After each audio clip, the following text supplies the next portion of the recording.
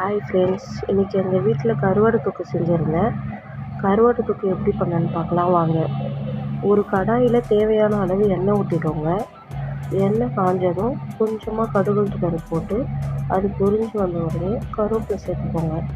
கருவேப்பிலை கூடயே 5 பல் பூண்டு சேர்த்து அது ப்ரௌன் ஆன உடனே 2 பெரிய வெங்காயத்தை பொடி பொடியாக நறுக்கி அது கூட சேர்த்துக்கோங்க. வெங்காயத்தை ஒரு வதக்கிட்டு கொஞ்சமாக உப்பு போட்டுக்கோங்க. கருவாட்டில் உப்பு நிறைய இருக்கும், அதனால் தேவையான அளவு போட்டுக்கோங்க. அதுக்கு வெங்காயம் நல்லா வதங்கி வந்ததும் 2 பெரிய தக்காளி பொடி பொடியாக நறுக்கி அது கூட சேர்த்துக்கோங்க. ஒரு வதக்கிட்டு அது தட்டு போட்டு மூடி வச்சுருங்க.